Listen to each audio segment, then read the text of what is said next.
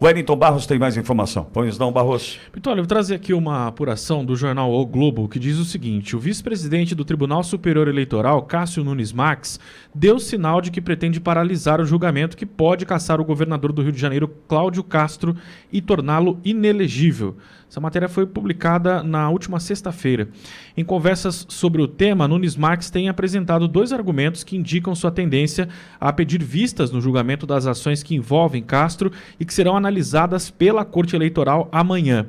O ministro tem pontuado que a chance de solicitar vista é elevada em processos em que a matéria é complexa e o anúncio da pauta é feito próximo ao dia do julgamento. Segundo auxiliares de Nunes Marques, ele tomou conhecimento de que o processo entrou na pauta na quarta-feira da semana passada, dia 29, com a decisão do TSE para marcar o julgamento.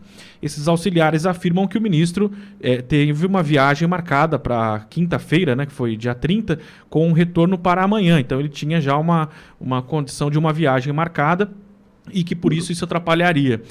Pessoas próximas a Nunes Marques apontam também que ele tem demonstrado que a chance de pedir vista é considerável em ações que envolvem prefeitos de grandes capitais, deputados federais, senadores ou governadores. Nunes Marques se tornou a esperança para travar esse julgamento de 2 ações que podem cassar Cláudio Castro e torná-lo inelegível. O pedido de vista teria poder de suspender a análise do caso por 60 dias, adiando o desfecho para fevereiro do ano que vem. A expectativa é que, nesse momento, a tensão política possa ter diminuído.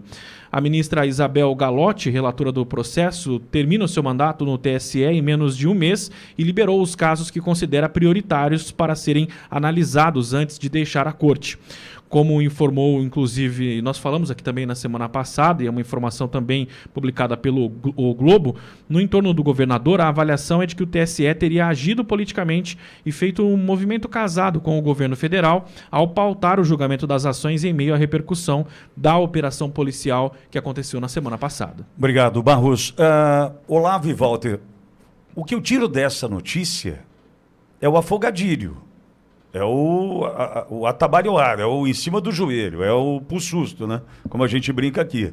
Porque se foi colocado para votação na última quarta e o vice-presidente da casa não sabia da matéria e tinha uma viagem marcada de quinta até amanhã, isso mostra o seguinte: e agora o Castro fez, como é que a gente faz para mostrar para o Castro que a gente não gostou? Sabe aquele, então põe na mesa. Nitidamente é uma ação meio que... E agora o que eu faço?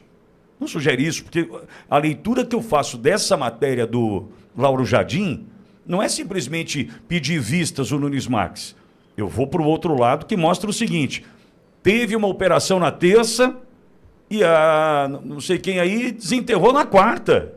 Algo que nem o vice-presidente da casa estava por dentro a ponto de ir, acho que vou pedir vistas. Preciso fazer essa leitura. É uma resposta contra a ação de Cláudio Castro ou não? Aparentemente, conclua aí. Fala, Olavo. Então, mas o STF, através do Gilmar Mendes, já saiu fazendo críticas.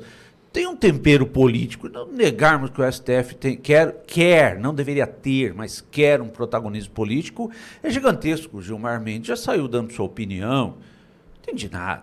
Entende Portugal? Ah, não, Portugal não, agora é Argentina, né? Vai fazer o Gilmar Paluso agora na Argentina, né? Não deu, tá passando por umas crises aí, né? Deve ter sido um pouco enxotado lá da... Quer tomar vinho de Mendoza. De Portugal, né? Criticou o sistema de imigração português, agora está indo para a Argentina. Espero que os argentinos tenham uma recepção no nível que Gilmar merece. Mas esse protagonismo político.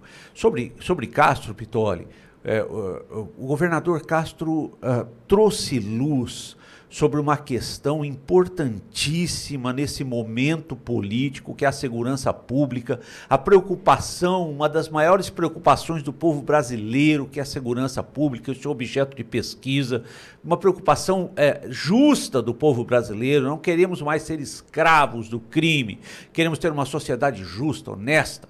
em que os trabalhadores, que são a grande maioria, têm o seu espaço. O governador Cássio trouxe luz, uma operação importantíssima, 2.500 agentes, e só morreram traficantes porque enfrentaram a polícia. Isso é importante, hein? Os que se renderam foram presos, e os que resolveram enfrentar e covardemente atiraram na polícia tiveram o destino que talvez tivessem merecido. Pois bem, Cássio fez um trabalho importantíssimo.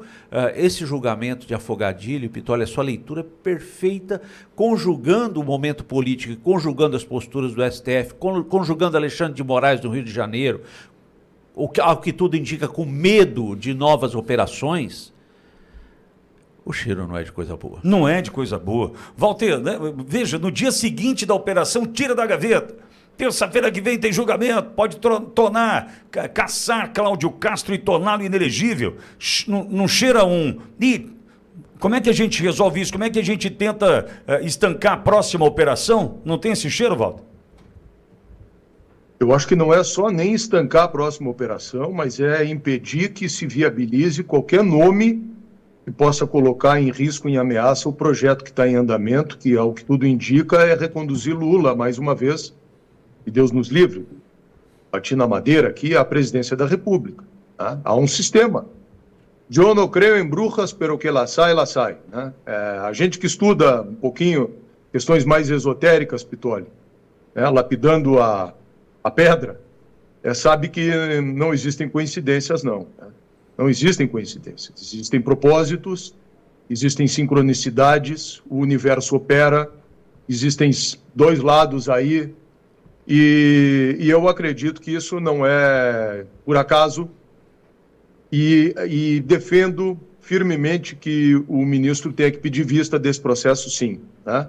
O maior mal, tenho falado há algum tempo, que nós estamos vivendo no Brasil, e a fonte de tudo que tem acontecido no Brasil é o fato de que na Constituição de 88 se alçou o judiciário a um papel de protagonismo que não deveria ter, né, de um poder político, como disse o ex-ministro Barroso, né, torroso ministro Barroso, de ator político sem voto. Nós vamos precisar, no ano que vem, de uma reforma administrativa assim, para corrigir isso. Um outro ministro já disse assim, se alguém tem que errar por último, que seja o judiciário, né, não, perderam o pudor com relação a essas coisas, e o grande fator de instabilidade tem sido isso, a tomada de lado do Poder Judiciário, em favor de uma facção política, em favor de já que estamos falando em facção, a favor de uma facção política. Isso cria instabilidade. Daquele texto que tu reproduziu aí, daquele áudio, aliás, daquela pessoa que me esqueci o nome... O Maderite. Maderite. De tudo que ele falou, e eu concordo com 99% do que ele falou, a única coisa que eu discordo é da questão da ideologia. A ideologia é importante, sim, né? Porque a ideologia é o alicerce sobre o qual se constrói depois o edifício da sociedade que nós queremos. O que nós estamos lutando é contra uma ideologia, e nós precisamos derrotar essa ideologia. Então, se eles perderam o pudor de fazer essas coisas, e se eles estão puxando a brasa para o assado deles, e se eles vão buscar eliminar sem nenhum tipo de receio o Cláudio Castro, o Tarcísio ou qualquer outro. Por isso que às vezes aqui na Auriverde eu me coloco numa posição que eu sou criticado aqui e já tive a ousadia de me antagonizar contigo, porque eu acho que se o Tarcísio, por exemplo, né, se apresentasse demais, colocasse muito a cabeça para fora, nesse momento eles também iam cortar a cabeça dele. Então, inviabilizar o presidente Bolsonaro. Gostaria eu que o presidente Bolsonaro voltasse, mas na atual circunstância, realisticamente, eu enxergo que eles fizeram isso e nós não temos meios nesse momento. Então, quem seria a alternativa?